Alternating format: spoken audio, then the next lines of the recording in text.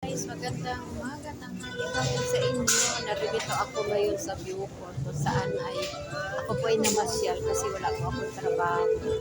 Eh ngayon, meron nagsasabi pala dito ng mga bulaklak. Ang dami nakakatuwa ng mga ano dito, bulaklak, ang gaganda. Ang daming taong namamasyal. Ayan. Ito po yung pasyalan ko dito pagka ako ay naiisip o wala akong trabaho. Dito po ako pumupunta. Yan. Dito ako pumupunta sa lugar na to. Pagka walang trabaho, dito ako pumupunta. Kasi minsan maraming nagtitinda dito ng mga isda or merong palabas dito. Dito ako namamasyal. Yan. Marami po dito tao. Yan. Maraming tao na namamasyal. Ayan. Nandito nga po pala tayo sa France. Ayan. Mag-iisang taon na po tayo dito at isang buwan. Ayan. Dumating ako dito ay February last year.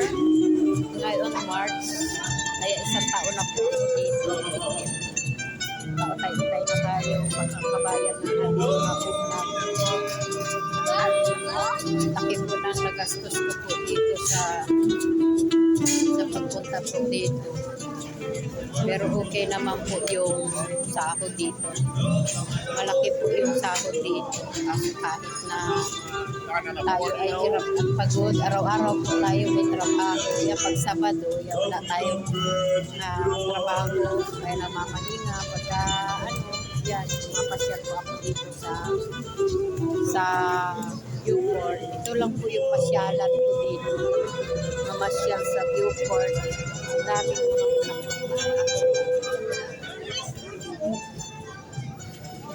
nakakatuwa sila. Kasi napakadami nilang bulaklak na tumitinda dito. Kaya pwede mong ibigay sa iyong mga anak, sa asawa, sa nubyo, sa nubya. Kaya merong mga okasyon. Pwede po i-regalo. Magaganda nila. Yan. Dito tayo sa Viewport. Ang tabihan po nito ay dagat. Ayan. Minsan pinag-ano na rin ako dito. Nag-vlog na rin ako dito. Ayan. May nagtitinda dito ng isda. Ayun. Ayan. Dito umuupo ako yan dyan sa gilid. Titingnan natin. Ay, mga ano. Ayan o. Ayan. Magkano kaya to?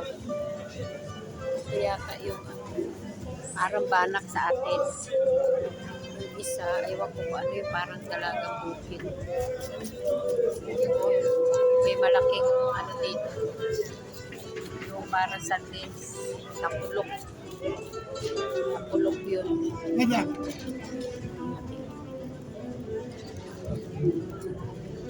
Ayan, may mga pusit.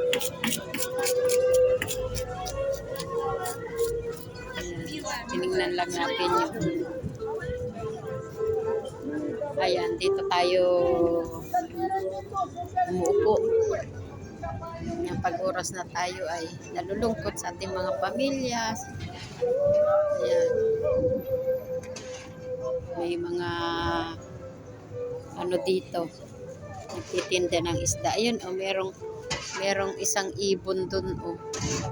Ano kayang klaseng ibon yun? Ayun, oh. Lumalakad siya, oh. So, baybayan natin. Puntahan natin yung ibon. Ayun siya, oh. Ibon. Pero ibang klase siyang ibon. Ayan, oh. Lumalayo siya pag nilalapitan siya ng tao. Ayan. Ayan. Marami pong salamat sa panunood. Subscribe po naman ang aking YouTube channel. Salamat po. God bless. Ingat po tayong lahat. Okay, bye-bye.